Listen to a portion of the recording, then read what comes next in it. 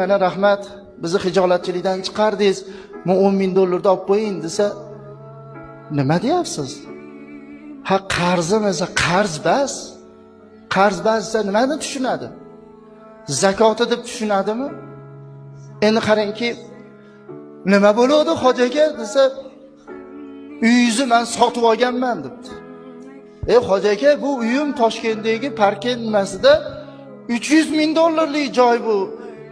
Unaqa 10 ming dollarlik bas, bor xohlagan joyingga bor. Qog'oz gapiradi, men oldi sotdi qilib olganman, bor yo'qoldi haydab yubordi. Eshik tagiga chiqib, mol achchig'i, jon achchig'i o'ylanib o'tirib, bola chaqasi bilan, kelin, nevaralar bilan ko'chada qolishligini o'ylab, gursatib yiqilibdi-da. Og'zidan oq ko'pik kelib, doktor chaqirib, doktorga olib borsa, insult bo'lib qopti. 3-4 kun yotgandan keyin doktor chaqirib, davo oldiga yurmayapti, olib ketaveringlar, o'lib qolsa qiynalasizlar. Uyga borganda o'lgani yaxshi, chunki hujjatlar kam bo'ladi deb uyga javob berib yuboribdi. Xotinini chaqirib, xotiniga bitta varaq, ruchka, konvert olib keling debdi.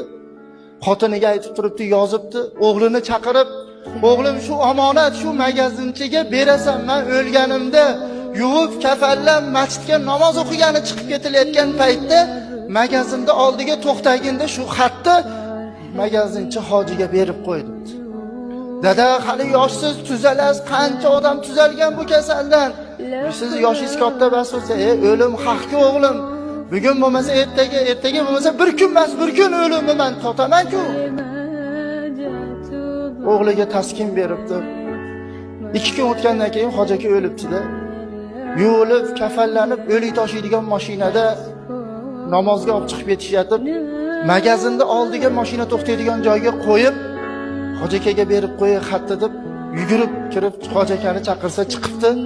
Dada, shu xatni sizga beruvdilar, o'qirkansiz. Shunday xatni ochib, o'qib, u ham orqasidan gursatib yiqilibdi. Nimaga bu hoji aka ancha munchaga yiqilmas edi, bu xatda nima deb yozilgan ekan deb xatni ochib o'qisa, xatda yozilgan ekan. Hoji aka, siz aytgandek men bu dunyoda boradigan odam topolmadim oldiga. Hech kimga bir gapni gapira olmay qoldim. O'zini huzuriga ketyapman, haqni huzuriga. Ilojini qilsangiz bormen debdi-da.